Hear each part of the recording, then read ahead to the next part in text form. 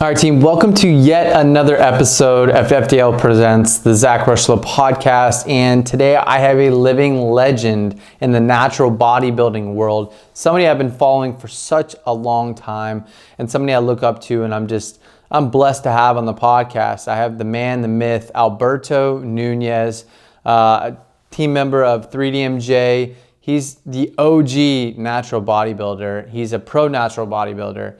And some people like to think of him as a big ball of veins because he gets so lean, it's unbelievable. And if you guys know him, then you guys know this to be true. In this podcast, we talked about so many different things. We talk about how the early stages of your life actually can lead to you becoming your best self. And we talk about, for Alberto, living in a poor family that moved a lot and how that actually set him up to be one of the most diverse individuals I've met, and a really good communicator and somebody that is able to be a connector of so many different people. We talk about the topic of flexible dieting and how that has shaped his relationship with food and where he was before and where he is now and how that transition happened. And we also talk about his future. What does it look like for Alberto Nunez and how his nutrition looks right now and where it's going to be going. And before we begin the podcast, I want to thank all of you guys. We just passed 10,000 listens. It's unbelievable to me. You guys are leaving 5-star reviews like crazy, and it helps so much. So I want to thank each and every one of you for doing this. I just wanted to start this podcast because I knew we could tell an amazing story. We could provide so much value to you guys, and you guys have just responded just like crazy, and I'm just so damn grateful. So if you have yet to leave a 5-star review on iTunes, please do it because it helps us so much to reach other people, to spread this message of impact in the world and inspire so many others to make a lasting impact on this world and really maximize the gifts that they've been given. So if you're watching this on YouTube, please let me know in the comments below who you want me to interview next. Do that selfishly for yourself. Who do you selfishly want to know their story so then you can apply it and become better for it? It really helps us so much. And lastly, before we begin, I want to thank all of our sponsors, Protein Cookie Company, Enlightened, and One Bars. Let's get the episode started. All right, so I want to welcome everybody to yet another episode of FDL Presents the Zach Rocheleau Podcast. And I have an amazing guest, as you guys know. You guys might know him as Alberto Nunez, and he's a 3DMJ coach. He's one of the guys that I've never seen. Well, one of the individuals I've seen that I can't imagine getting that lean. And he's known as one of the most leanest individuals whenever he does prep. But I know him more as somebody that is just an overall good dude, sends out good vibes into the world, tells it how it is, and is just consistent as hell. And he sees the world the way I admire the way he sees the world. And I'm excited to share it with you guys today. So, Berto, I appreciate you coming on the podcast today. Hey, game recognized game, dude. And now you got some serious game as well, dude. And look forward to, just chatting it up, dude. Like last time we talked, it was in the expo, and you know how that is, man. Oh, gosh, it's a cluster. So it was cool, because back in LA in January, early January, me and Berto were talking a good bit, and we had known each other, but we had never really met in person. We got to chat for a little while, but expos you get sidetracked, and then but we definitely talked about having you on the podcast, and I'm super excited to kind of selfishly dive deep because I've always been fascinated by you and what you promote, and you tell it how it is, and you tell it in a way that's not, there's never a moment where, I'm not a big fan of, if you have an opinion of something or if you're well educated, the moment you start yelling is the moment people stop listening. Oh yeah. It's unbelievable. And I don't know if you're familiar with somebody by the name of Simon Sinek. So he wrote a book called Start With Why. And it's a book that changed my life. But I read the book, but his TED Talks are what really got me. And when I hear him speak, no matter what, if he's being interviewed and he's talking about something sensitive, or his tonality is unbelievable because he's able to convey a very controversial message or anything that he's trying to talk about.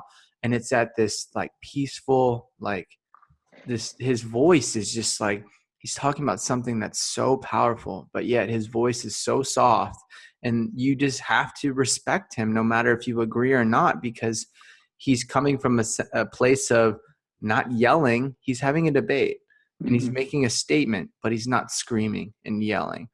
And that's one thing. And I just want to start this podcast off from the very beginning and say that I admire about you, because no matter what you're talking about, you have that same demeanor about you.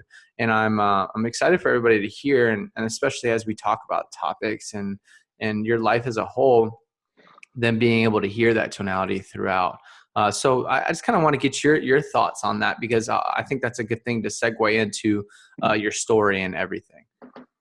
Yeah, well, dude, like I guess, yeah, I can say that I'm a good messenger at times. Mm-hmm. You know, there's many of us, especially in the evidence-based sector of the fitness world, that it's just a really hard sell when the way you deliver the message, when you get those when you're either undermining other people's intelligence, their ability to be a critical thinker, and just like their overall intentions. Like, no one wants to be wrong. No one if someone has an opinion that, you know, might not be very up to date, they're not doing that on purpose. They just No. genuinely don't know. And that's it right there. That's it right there. Like, if people just understood where and had empathy of where somebody's coming and understand that they don't have the years that we've put in, and have seen the research in the light. They might have seen the research, but they're in a biased state to where it's super hard for them to even come to that conclusion, because they've invested so much time in this biased state that it's almost impossible for them to see it in a rational way. And the worst thing you can do is have an argument Yes. with them. That's the hardest part. Yeah. So you're bringing them news that, you know, can change the way they do things, but you're you're simultaneously like bashing them. It's, you know, it's that old quote: a man convinced against his will is of the same opinion still. Mm-hmm. Um, and you have to remember that when you are trying to perhaps you know, throw your input into the pot. Absolutely. Absolutely. Yeah. So this will kind of segue into who you are and what you're about. And so we live in a world where there's no such thing as a business card anymore, really. We have social media platforms to kind of showcase what we do. Those are our platforms. Those are our, it's like the old store, and you looked in through the window, and that's kind of what you saw, what that store was about, the storefront. And that's kind of like what we're doing now. We're all selling ourselves. I don't care what anybody says. We're all salesmen. We want people or saleswomen, but we want the world to see us in a positive light. And we're constantly selling on an everyday basis. So if I were to come across your Instagram page, for example, and I've never known you before, I've never seen your stuff, and you're not even selling, but what is the message, or why would I follow Alberto Nunez? Mm. Um, Ooh, and it's funny because I remember my first sales job ever. Like, I was kind of freaked out. I remember telling my manager at the time, like, I've never sold anything before. Mm-hmm. And he's like, no, you actually have. He's like, you know, your girlfriend's actually way out of your league. Yeah. How did that happen? Right. It's like, you had to sell yourself. Right. So yeah, we all kind of do it. And now it's just more out there. And your Instagram page is kind of like letting someone into your house. Like, you know, we put things up in a way and in a manner that reflects us. And when I look at my page, I think the biggest thing, it's like, okay, so he definitely enjoys this lifting thing, this eating thing, got a little carried away with it. But I think at the end is like my overall message is, it's like, yeah, I'm an athlete, and I'll be the first to admit that I'm probably a bit I lean towards the bit more on the gifted side of things, but it's also been a lot of hard work. I'm not always right. I don't always make the best decisions. I learn from them, and I think being able to, again, like you said, like, just be good at relaying that. It's like, okay, you see this like freak of nature bag of veins, but at the same time, holy crap, he's a human being that, you know, just loves doing human things. I think that's the biggest thing. Is like I want to be both of those. I want to be like the freak of nature, but at the same time, I also like never want to stop being human, and I want people to be able to relate to me. Absolutely. Absolutely. That's, and I can be a testament to that. Like everything you said was completely true, because you come across your page and there's like a lot of eye-catching things, like holy, like, yeah, a bag full of ants, like 100%, like it's so true. But then if you actually like read a lot of your captions, or you look at some of the things you're posting about, you can tell that you're not posting it to go viral, or you're posting it to go deeper with your followers and have that human element. So it's very true. And if anybody actually is listening to this podcast and they actually listen and watch your Instagram stories, they're full of value. And that's one thing. And throughout your prep, it was super interesting how transparent you were on there. And the fact that your prep might look a little bit different than somebody else's, but you constantly relayed, okay, like I am different, but this is what I'm going through right now. So maybe one of you is very similar to me and you can give it a try, but you were just super willing to help. And that's one thing I've noticed about you, is just you want to help. And that human element is how you are able to connect with other people. And I think that we all, and this is fascinating, I think that we're all genetically gifted in one thing, a few things. Like I think we're all gifted in some way, shape, or form. It's just so many of us try to fight that. Oh yeah, absolutely, absolutely. Yeah, and even to this day, like there was certain things I can go back to things maybe in high school, during those times where you really don't want to be yourself because you're not fully okay with it, and things that I would try to suppress then, like now it's like I'm okay with it, and it's actually brought me a lot of good stuff over time. And it's like I think back now and I'm like, man, had that kid just had been 100% like okay in their own skin, we would have been doing this for much longer, and he would have been in a totally different place. So yeah, the sooner you could just get comfy in your own skin, the more you can be able to get out of like this whole life experience. I Absolutely. And it know. took me a long time, dude. And it's like, it's one of those things, like it's a blessing and a curse. So we can appreciate it so much more. It's like on my last podcast, I was interviewing somebody by the name of Julie Ledbetter. So she's got a pretty big following, and mostly female, but we talked about the idea that to find balance, you have to go to the lows of lows and the highs of highs. And because that's what sets the gauge. If you don't know what this is and you don't know what the bottom is, so like if you guys are listening, I'm motioning with my hands like the highest of highs and the lowest of lows. You have no idea what the middle is and what balance is. And that constant battle in our lives, we're always going through life we find balance somewhere, and then we were like, oh, we can like breathe. But then we have somewhere else in our lives that we're on either extreme trying to bring back. And I believe that our whole life is this constant battle, because learning is the lowest of lows, then the highest of highs, and then that middle ground. And I've just seen it in everything I've done in life. It's like with learning about nutrition. So like we have this period where we first learn and we realize, wow, we don't really know a lot. Okay. But then we get to this point where we think we know everything. And that's where a lot of people are. And they start telling people what they need to do rather than hearing what those people are actually need and then being able to tell them. And then we finally find that middle ground where it all kind of simplifies again. And then we find that middle ground of like, well, actually everybody is kind of different. And it's a scary state, because that's why nutrition is where it is, because everybody has freedom of speech. And most people are speaking in that middle dangerous ground that we all, I mean, me and you both, I can tell just by the grin, like I know that's a scary spot.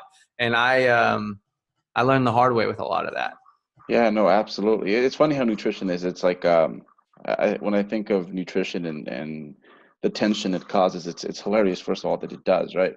But it's like politics, right? It's like when you go to say like it's like your family's Thanksgiving or Christmas. It's like the one thing. It's just like, Oh my let's not bring this gosh. up because it creates all sorts of tension, right?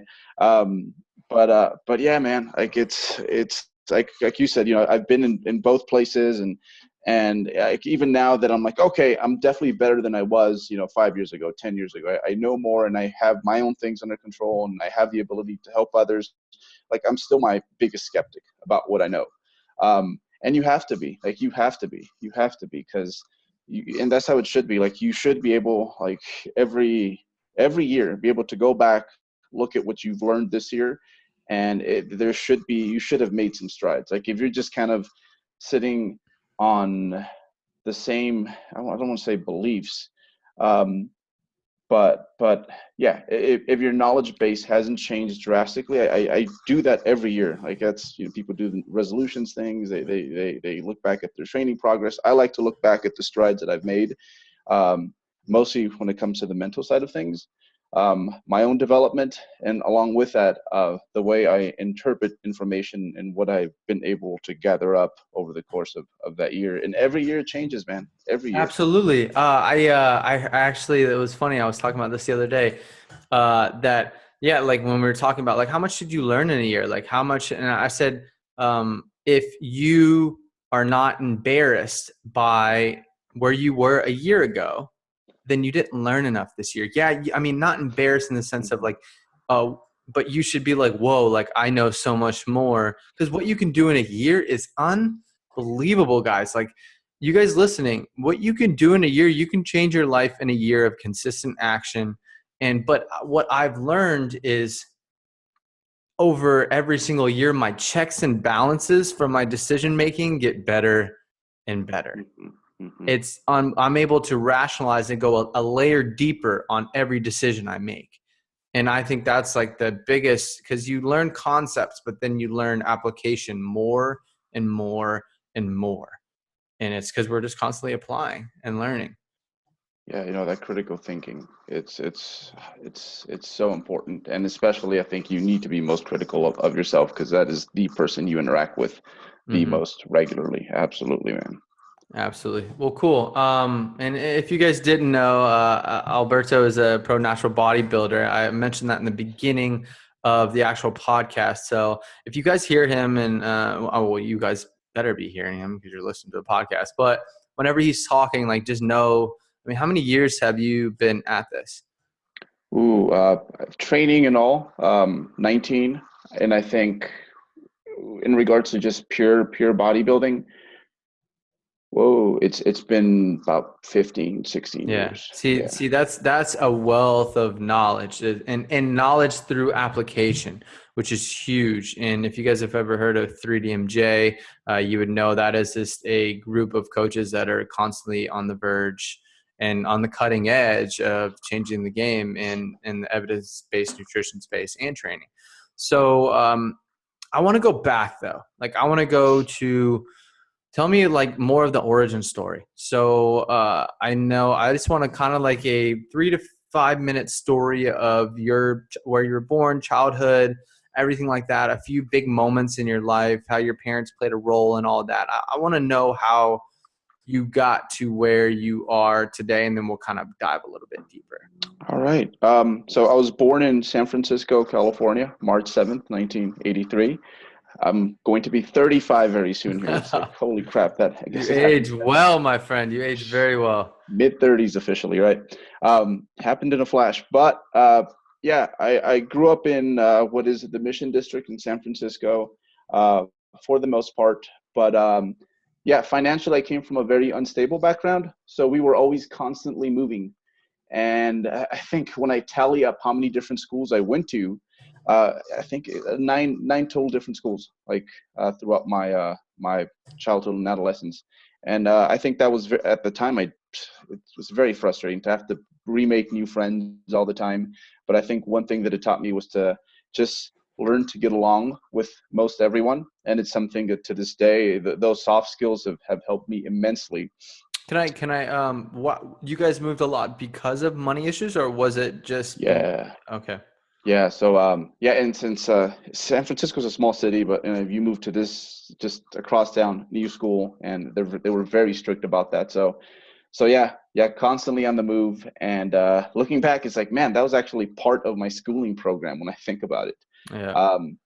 So yeah, fast forward to, I guess, graduating from high school, the whole sports science thing wasn't really big then. And if you were going to do something like that, it's probably going to revolve around endurance more than anything else.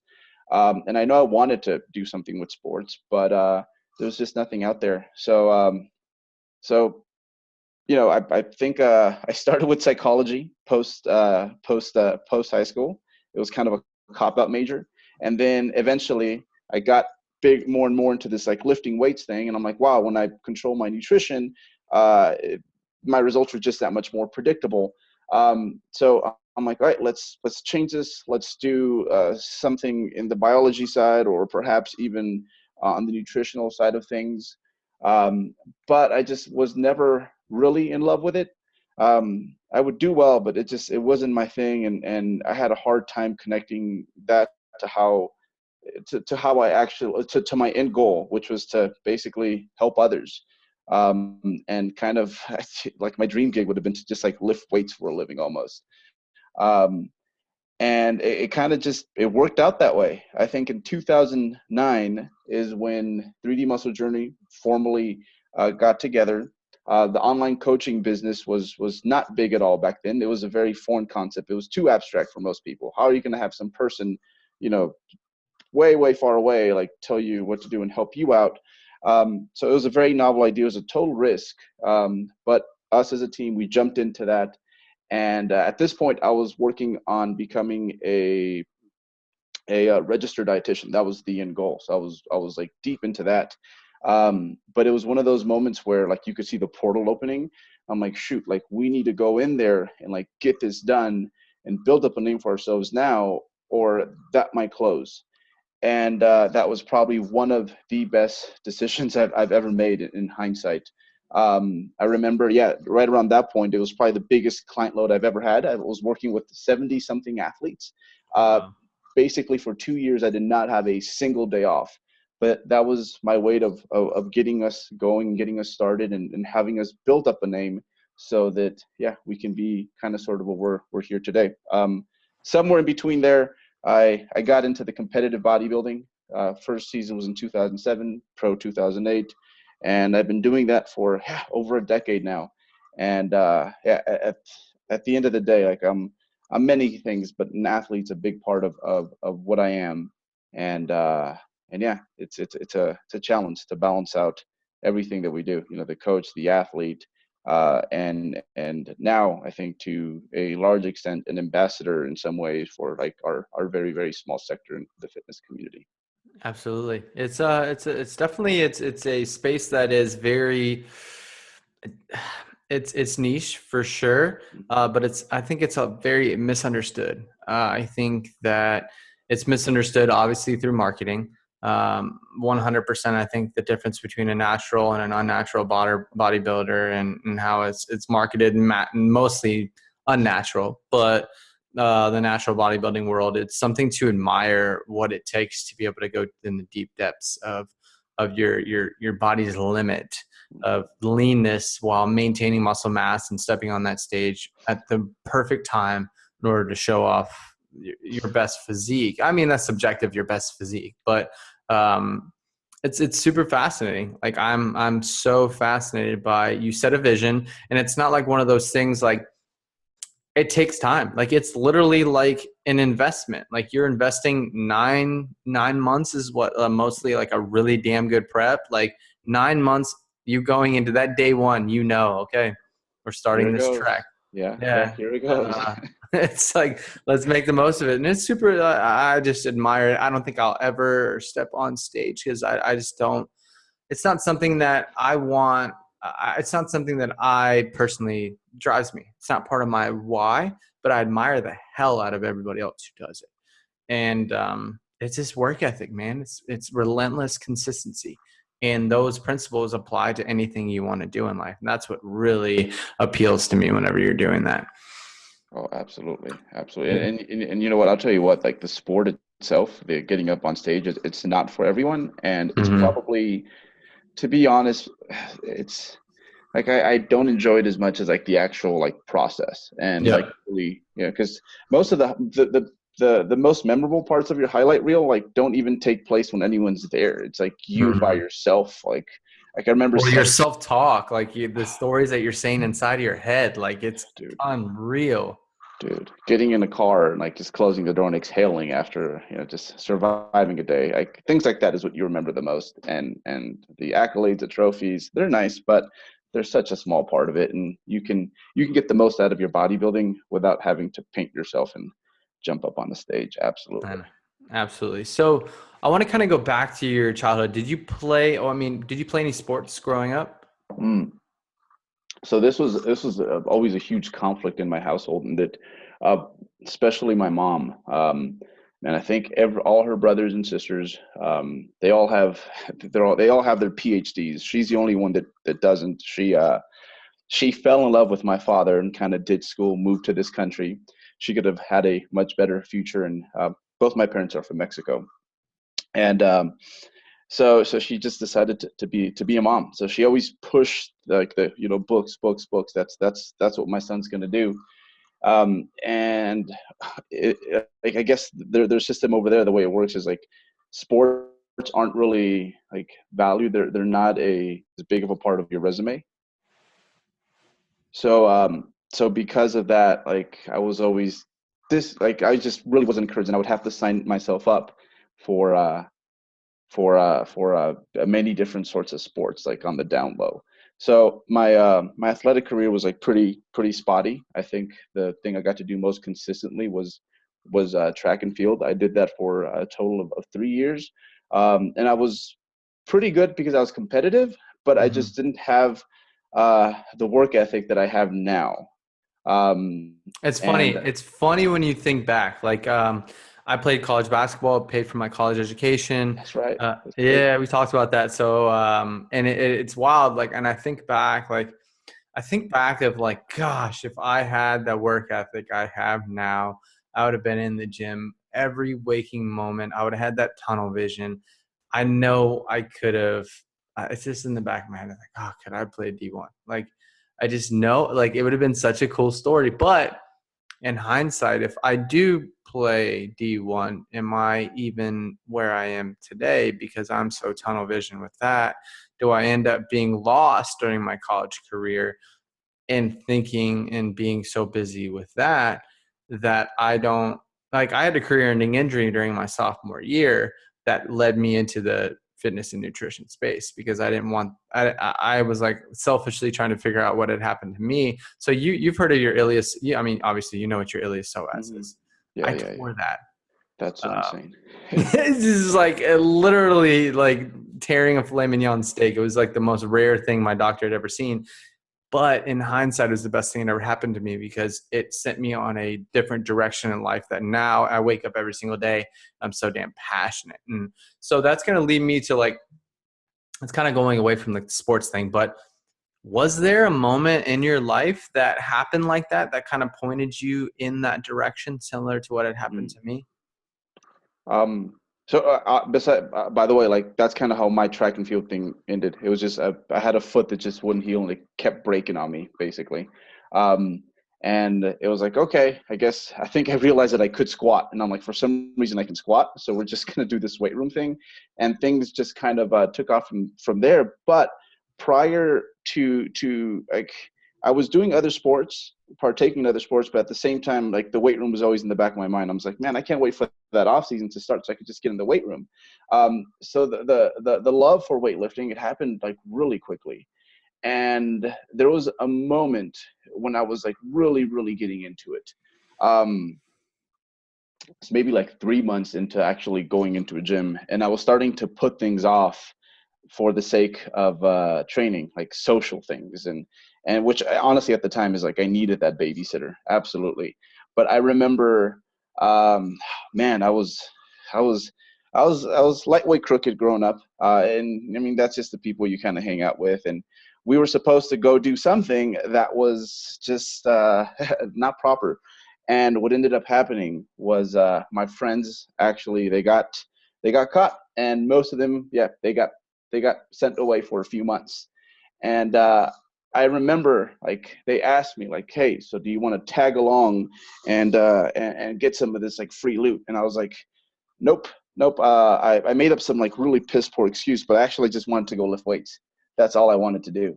And I remember getting the phone call later that that night that one of my buddies was bit in the butt by a police dog. And after that, I was like, That's okay, real. yeah, that's it. Yeah. That's it. Like this kind of saved my butt. This is a sign is the way I saw it. And then after that, I was just like super, super, just one direction. And it was all about the weightlifting. Like it was at that point, I knew that was like my first love was that I had never loved a sport the way I had loved lifting like weights. Mhm. But yeah, that was probably the one defining moment where I'm like, dude, just do this and you'll be okay somehow. Yeah, it's amazing how we all have these moments. It is unbelievable. Whether we get caught or not, they seem like they could have been the worst thing that ever happened to us, or they were at that time. But Mm-hmm. in reality, it was a wake-up call that was like this peg in the road that was like, are you going to go this way? Or are you going to go that way? And I believe that everybody that I interview has these moments and they pick the right way.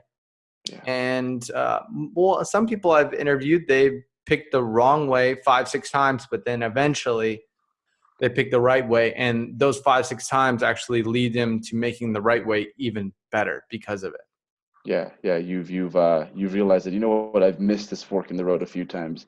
Let me just, and I definitely, I'm sure if I look back, I had a few moments where I could have made a better decision, but that was the one time where I was like, dude, like, I remember I just wanted to go hit the 75-pound dumbbells on the incline because I had worked myself up to that point, and that's what that night was about. So yeah.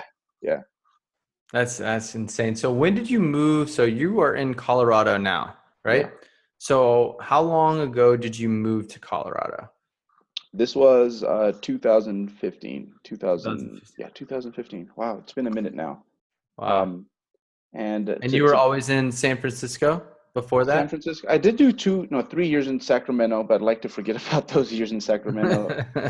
It's I met a lot of good people out there, but it's not the Bay Area. The Bay Area, it's its own thing. And yeah, I couldn't see myself for the longest time living anywhere else but the San Francisco Bay Area until I came down here, and it's like the first place in the U.S. where I'm like, man, I can totally chill here. Like this fits me. And man, I don't want to say I'm a lifer, man, but I'll at least at some point always have a house like somewhere in Colorado. Yeah, no, and so that's one thing that a lot of people in Austin have vacation houses in Colorado. It's a very interesting dynamic because Austin is the most liberal place Yeah, in Texas by far, by far. and Colorado is a pretty liberal area. I could say that, and liberal not saying in a bad way, but just a little bit different than conservative. Yeah. So, but it is a cool area. Everybody I know that lives in Colorado, they speak like it just like it's like Austin. So, Oh man. You know what yeah, got me was the nice people. Like I've never, like, everyone just says hi to everyone. Like, you don't walk by someone without smiling and saying hi. And I've never been raised with that.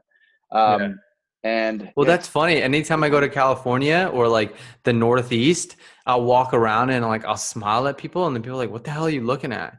I'm like, I'm Mhm. like, what? I'm like, they'll legit say it. They're like, "What are you looking at?" I'm like, I just smiled at you. I'm sorry. Like, I'm sorry. Like, I apologize. I could have done something worse and stole your wallet or something, but I'm sorry I smiled at you. It was a culture shock for me. And I have a friend who moved here from Rhode Island, and yeah, for him it was a huge transition. It's like over there, it's like, they'll straight up tell you, go fuck yourself. What are you looking at? No, for real. Yeah, it's so true. So true. Like, yeah, we're originally from New England, so like that's like that culture's like we go up there and visit our family, and like I'll smile at one of my family members, like, "What the hell are you looking at?" I'm like, I'm sorry, I love you. I thought we were family. But we have a lot of people listening to the podcast that are either early on in their flexible dieting journey, they're tracking their macros, and there's this topic going around the fitness community that is somewhat controversial. I heard Eric Holmes talk about it a while back, and the distinguishing factor between if it fits your macros and flexible dieting. And me and you both can see that they're both the same, but the names have done one of them a disjustice. Yeah. When you have the name, if it fits your macros, then what does that tell you? That's the parameter based on the name. And I believe that for the beginner, if they hear if it fits your macros, one thing comes to mind is if it fits my macros. And it's a tough bridge. And I've gotten a lot of flack for distinguishing between the two. And people are saying that I'm trying to do that because flexible dieting is in my name and it's for marketing. And I'm like, no, because I've gotten the question so many times, Zach, like, if it fits your like I've realized that it's much more than just fitting my macros, and using the term flexible dieting actually helps them understand it. It's all these factors. It's your meal timing, it's your food quality, it's your macronutrients, of course. And there's so many different facets of your life that determine it. And the name, if it fits your macros, is just not the best name. So I just want to kind of get your opinion on this. I know Eric Helms talked about this a while back. And it got me really to start thinking a lot deeper and not using those two in the same sentence. Ooh, It's man, tough. it's a loaded one, because people can, especially again with nutrition, you can say something and they can totally just take it the wrong way and run with it forever. It's like politics, man. I think what it really comes down to, like I hopped on the IIFYM train like back in 2008. And where I was previous to that was just, it was a frustrating spot, because I remember coming up as a full-on bro. There was many times where, I'd ask myself, so how am I ever going to like have a regular life? How am I going to have a regular job? All these things that just, like, my diet was just too big of a part of my life. And there was days where, like, legitimately all I really wanted is like, man, you would be really cool if I just like today just like ate like a regular dude. But I could never get myself to, because there was all these pretend rules that I felt like I had to follow. And so I hop onto my first contest prep, and it was a total like bro menu type of ordeal. And I remember that the results were just, for a number of reasons, were, man, those pictures are embarrassing, and I need to post them more often, because it was bad. Like, it was horrible. I'm in better shape now, like just kicking it, than whatever I accomplished like back then. Like, and I totally disrupted my whole life for like 6 months. But yeah, I tried the whole flexible dieting thing. It was I guess more so known as IIFYM back then. Like, that's strictly what it was. And it made sense, because when a bro would ask you, can they eat cheese? When a bro would ask you, can I have an apple? It just became the thing on numerous message board forums. You just tell them IIFYM, and they'd be like, okay, like, got it. And so it was very helpful to a lot of people, especially folks who knew how calories worked, who had a lot of good habits already set in place. But I think where it does people a disservice is, it's just like anything else. If you just follow something without really understanding how it works, why it works. So I still consider myself an IIFYMer, a flexible dieter, but I think above anything else, like, I'm there because I'm an educated dieter. So that's education drives compliance. 100%. I think you were one of the first to be quoted with that old adage, give a man a fish, he eats for a day, teach a man to fish, he eats for a lifetime. And that's how you talked about flexible dieting, if it's your macros. Understanding, I like to think of it as flexible dieting is teaching the why behind nutrition. And at the end, and then once you understand the why, that drives compliance and teaches application. Yeah. And you can eventually, it gets to the point where, like, true customization is like the exact opposite of where I was at some point, where I had this diet and I was trying to make my life fit around the diet. And now it's to the point where it's like, all right, I have this life, and my diet's going to fit this life and whatever it is that I'm trying to get done. And yeah, that's what flexible dieting is. It's you knowing how knowing more than, I guess, knowing your rules, and then being able to apply them to the current situation. But that's the hard part, because there's an educational component to it, and people tend to want to skip out on that part. Absolutely. And that's where it really is hard for me, because I get these people coming to me all the time and they'll only want to focus on one thing. And then they'll have all of these health issues that they're dealing with. Like, one thing I'm really realizing more and more, and especially as research comes out, is like, yes, like we can drive body composition change by hitting your macros and everything like that. But there are a lot of other factors that are coming into play, like the microbiome and all these different things that are driving a lot of. So we can know that calories in, calories out, macronutrients are 100% amazing. But how do we create a body that actually finds that set point and wants to stay there at a healthy rate rather than fighting against you? And that's how I see the microbiome, and that's how I see all of these other factors like micronutrient deficiencies coming into play, because that just makes your body that much more efficient at staying and having the checks and balances to allow you to maintain and use your survival cues to be able to sit at a point that is very quote unquote healthy. And that's the biggest thing, is like, you've noticed it too, and especially with like ghrelin and leptin and all these different things that want to keep you at a certain spot. If we kind of just prioritize one thing, it becomes a little bit more difficult to understand. And that's what we were talking about. Like, education drives compliance, and it's understanding how a diet fits your lifestyle and makes your lifestyle better, rather than having to change your lifestyle to fit a diet. Yeah. You have to respect all the moving parts. And that's I think once you get pretty deep into this, that's the first thing you realize, like, wow, it's very basic in a way, nutrition, but at the same time, I guess the organism that it powers isn't necessarily always super simple, both physically and mentally. Um, no, and that's the hard part. And I'd say that it took me a good, man, I wouldn't say, honestly, I think this, and I'm a little biased because this is the most recent me, but I'd say it wasn't until like maybe like 6-7 months ago that I was like, I think I finally have this like down. Mm-hmm.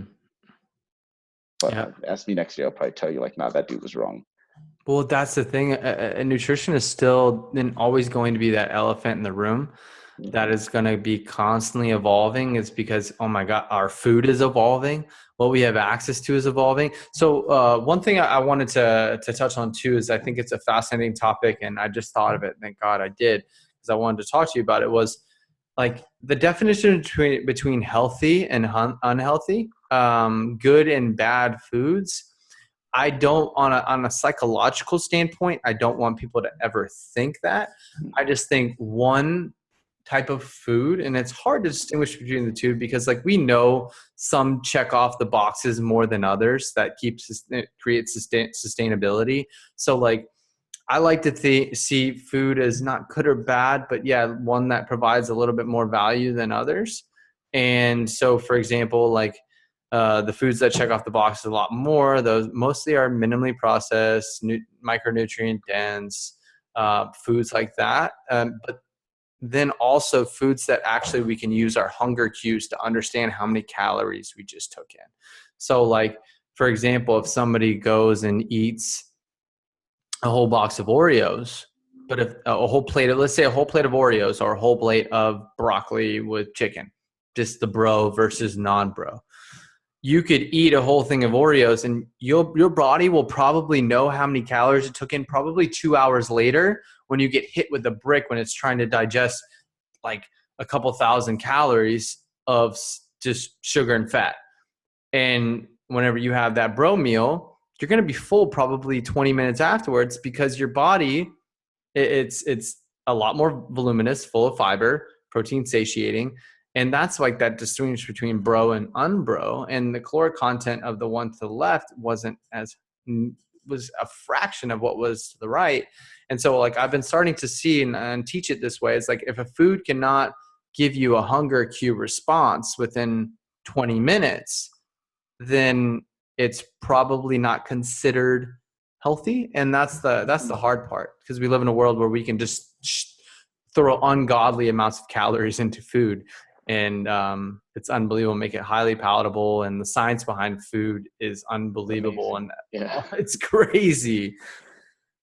But yeah, I just kind of want to get your like how you talk to your clients about it, like how you like to teach it. And I know, obviously we don't want to categorize food, but I think the more we can educate on how we see food and how it fits, that just drives compliance. Yeah. It's strange because I've done the bro thing, and I think when I did it that way, in terms of the micronutrients that I would get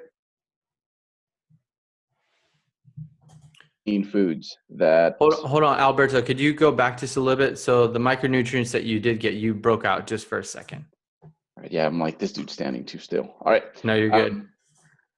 All right, here we go. So yeah, back when I was doing like the bro dieting, when I think back at the foods I ate, it was like maybe 15 foods that I would rotate. Mm-hmm. And like, Oh yeah, that creates deficiency like crazy. Yeah, in itself. And I remember once I got the green light on the whole flexible dieting thing, like, all right, I'm gonna jump in and I'm gonna do it. I just remember that like every week, like new foods were introduced. New foods were that I don't think I would have like ever gotten to a person on, like, had it not been for like, hey, you can eat this now. So I think that is just going back to the flexible dieting versus like more rigid menu, is like you actually have an opportunity to do like more good from on the micronutrients like side of things. So that's probably the one thing that I encourage my athletes to do, is like, you know what, like let's try to expand your palate and really get your palate to enjoy a lot of the foods that you just described, because like you mentioned, that it's a lot easier to adhere to feel a sense of, I guess, not necessarily full, but like nourishment with those foods, as opposed to like the more dense pieces of processed art, because that's legitimately what they are. That's crazy. Processed. I've never heard that before. That's awesome. Processed art. It's like, wow, you made an Oreo taste like that. That is amazing. Yeah. You shake that man's hand. But yeah, like I think that's the one thing that I've felt works with me, and it's worked with my clients, is to like just be like develop a taste and a knack for those foods. And you'll almost learn to appreciate them. You will learn to appreciate them and like them as much as you do like your cookies and cream ice cream.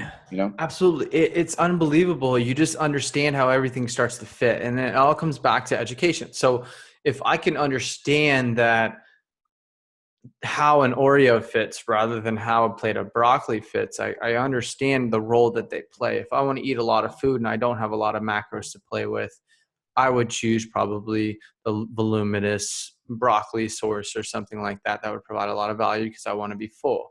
But if I don't want to eat a lot of food and I have some macros to play with, and I'm more looking for taste, I'm looking for taste. More times than not, we just want a freaking taste. We want to know what it tastes like. And if I want to be able to fit an Oreo in or 2 Oreos, that's perfectly fine as well. But it's just, you can't think they're one and the same and think that you can eat the same amount of Oreos as you can as a food like a vegetable, and think that you're going to get the same satisfaction. And there's absolutely nothing wrong with like having things in your diet just because, what's the function? It's like the psychology. I love them. And going back to like the really like tasty pieces of art, those really like super tasty foods. The one thing I will tell my clients that I think helps a lot of people who perhaps, yes, they understand that having cheesecake is like it's not going to be as filling as having a bowl of oatmeal or something like that. But it's the whole like law of diminishing returns when it comes to taste and when it comes to experience. Like that first bite of the cheesecake is going to be It's the gonna be the taste best. bite, Yeah. and everyone after that is just not so much. And I think everyone at some point has had that like like fucking moment. I messed up, had 3 Oreos, supposed to have one, and then you just keep going at it. And like if you think back to that, like there was a point you're not even enjoying it anymore. It's not as glorious as it was like with that first Yeah. bite. So when it comes to kind of getting that sense of nourishment, is like you have to look at it from a different perspective when it comes to those super tasty foods. It's more up here, and that's what you're trying to please. And if you just remember that, like, you know what, law of diminishing returns, this first bite is going to be the peak Oh, experience. Everything after that is not as good. the dopamine release is going to be at its highest. The floodgates are opened after that first bite. And that's one thing I want people to realize too. And that's what I tell people I work with is understanding, okay, so is this a trigger food? Is this a normal food? If I wasn't aware of what I was doing, would this food actually lead me to eating more because of it and just saying, screw it. And first off, being aware of that. And once you're aware of it, and whenever you take that bite, eating it nice and slow and appreciating the hell out of it, because it's going to be a flavor bomb. Like just knowing that the floodgates are opening. And I teach the same thing, law of diminishing returns. Like I have an economics background, so I understand the law of diminishing returns in regards to utility. So utility was the function that you measured happiness in economics, and every time you bought something or you did something. So say I invested in a car, I spent that upfront cost, and it's going to be worth it to me that first time, second time. But as that investment gets further away, the law of diminishing returns happens, and it gets smaller and smaller and smaller. And the same thing happens with our food. And it's super fascinating that if you have something that is so palatable, that gap between the first bite and the 10th bite is really, really damn big. But if it's something like a vegetable or a salad or something like that, it tends to be more of the same throughout. It tends to be a lot more closer. It's not as much Yeah, swings, yeah, and that's what usually happens. It's pretty crazy. I yeah. never really like talked about it like this, but it's fascinating. It's so fascinating. We can talk about this all day long. So I want everybody listening to start to apply this. So like your next meal, think about whenever you do have something, be aware with every single bite, maybe even talk about, put it every single bite, like have a piece of paper next to you and rate each bite on a scale of 1 to 10 and see where you get by the end of that meal. And I'm just like thinking of a cool thing. It's like maybe at the end of a meal, maybe you chart how satisfying a meal was to you by how close you got to a 1 or a 2 out of 10 on that scale. Maybe if it's and based on how it fits in your macros and everything like that, but like see how far you can go into a meal and see the diminishing returns have that effect. And let's see, I just think that's cool. I'm going to actually do that myself. I think that's a really cool thing to be aware of. I never thought about it, but yeah, the bro meal is more like Yeah. more stable throughout the whole process of eating it. It's Absolutely. crazy. That's wild. So we're getting close to that hour mark. So I want to kind of wrap things up. So first off, I want to just say that I appreciate the hell out of you coming on. To say that I've learned so much from you and what you've put out would be an understatement. And I said at the very beginning, is just I admire the hell out of the way you're able to take a message and make it human. That's when you said that, I was like, oh shit, like that's it. Like you're able to take the extraordinary and make it human. And I encourage everybody listening to this podcast to go follow Alberto on Instagram, go follow him on all his social platforms. Because if you guys want to learn evidence based on how to make nutrition, like you guys get a lot of information from me, but Alberto is an extension of me. 100,000%. He's helped develop me into how I see the world today, not only in nutrition, but in life. So I just want to take this moment right now to say that I appreciate the hell out of you. And I know everybody listening does as well. Oh, thank you, man. And yeah, it's man, we're such a small like community, like those of us that do what we do and want to spread the message that we want to spread. And no, it's been wonderful, like having you join like the troops, dude. And you're Yeah. absolutely you're putting in work, man. Absolutely. I'm, And you have a way of broadcasting the message in your own unique way. And I think that's the important part, is that, not everyone that I talk to and that I reach out to, are they gonna like get a feel for me or like necessarily mesh with my perspective.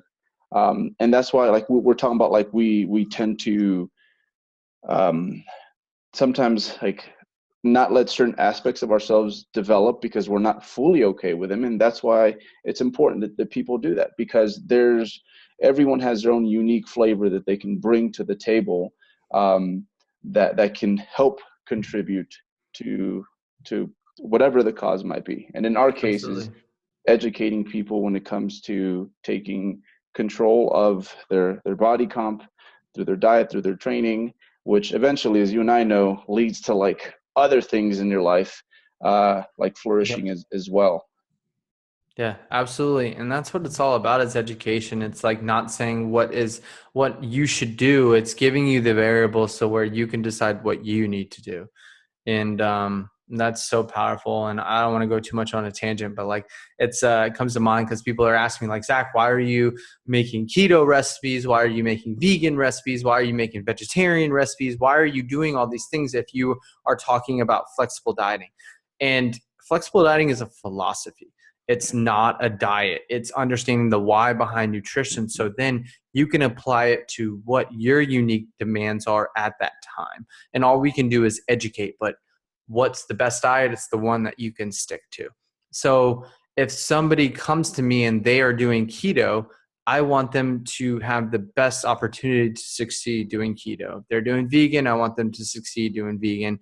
And I never want anybody to think that I'm telling them anything that they need to do. I'm more telling them, and I think Alberto agrees with me, I'm just telling them what the science says and what the variables are present. And you can choose how to interpret those based on your lifestyle and where you're going to go with your life. And it's a fun process.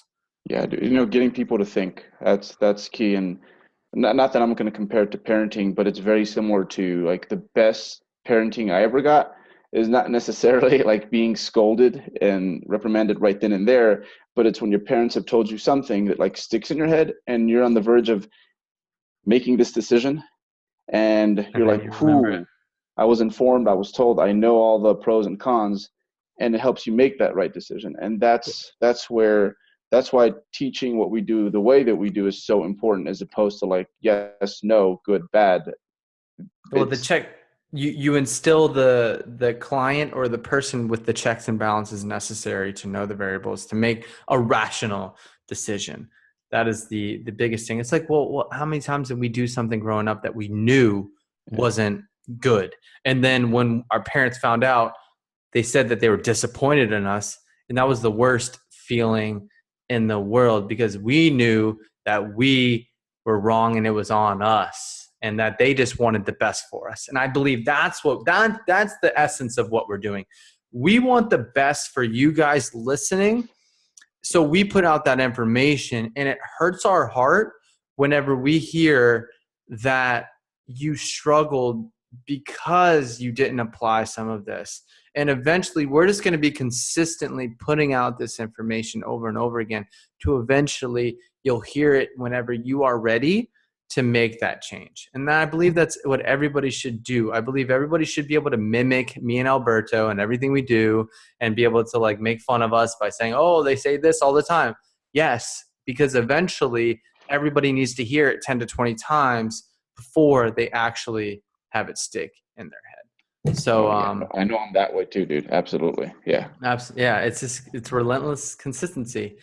So this is going to lead to the last question, and it's a unique one, and I'm very fascinated by it. It's something that I play back in my head all the time whenever I make decisions. It actually makes my decision making very easy.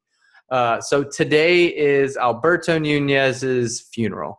So there are thousands of people there to mourn the loss, but more importantly, celebrate your life. And there's somebody on stage about to give your eulogy. So You don't know whether they only followed you on Instagram. You don't know if you met them 5 times at an expo, or you don't know if you knew them your whole life. You have no clue.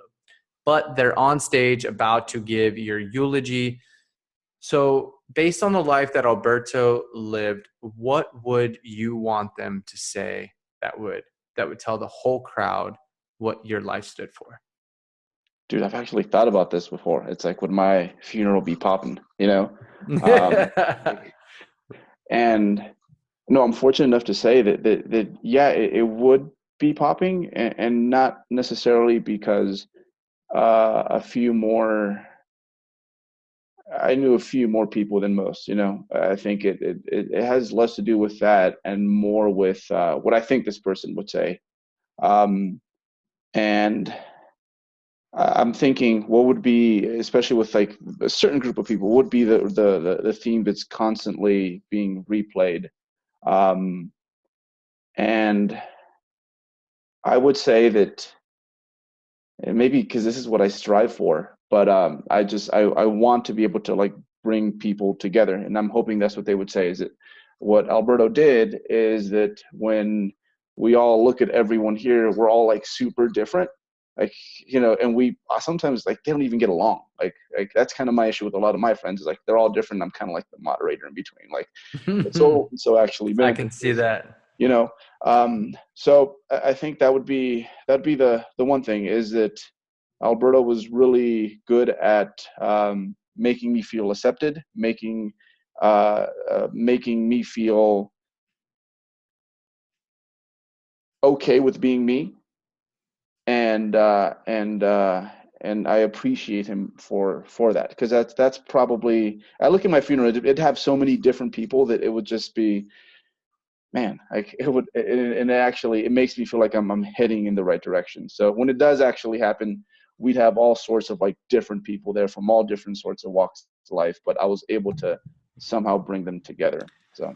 And it makes so much sense, talking about to your what seemed to be a bad thing growing up, but it was actually an amazing thing, you having to switch a ton of different schools and being able to meet with so many different people and having to have a hybrid type of personality, a very flexible one, based on all the unique situations that you put yourself in. And it's amazing how growing up and the childhood experiences that we have actually really do shape us into how we are today. It's just how we choose to use them. And some people use them to do bad. Some people use them to do good. And I believe that's where the true legacy comes into play with your funeral. So that was a really cool answer. I can definitely see that 100%. And I can be a testament to, I believe that'll be definitely, hopefully that is a long time away. And there'll be even more diverse amounts of people there because you continue to make a big positive impact no matter who you encountered in life. So I'm excited for the day where me and you are walking around New England or like anywhere up north, and we're just going to smile at everybody and hopefully not get beat up. So that'll be so much fun. But I'm looking forward to that day. So I just want to say thank you so much, and everybody listening, I know is thinking the same thing, for coming on today. This was super cool. Hey, I appreciate you having me, bro. And yeah, dude. Yeah, hopefully we get to catch up at some point and try to make people's days better with a smile. But in the meantime, we'll keep doing our thing and living that flexible lifestyle, because that's what it's like you mentioned. Like being flexible is a good thing, dude, and we should apply that to everything in life. So Absolutely. Yeah, dude, let's keep doing them splits. Amen. It splits in all aspects of life. So I want to thank everybody for listening. This is yet another episode interviewing somebody that is making a positive impact in this world. And all I want you guys to take from these podcasts is like, you're no different than we are. Just see every aspect, every experience in your life as a moment to grow and learn on how you can be more human in every interaction that you have. And know that we are human as well, but we reflect on everything that that's happened to us in life. We try to learn from them, and then we try to apply them, and then we try to teach them to ourselves and to everybody else around us in order to provide value and help them.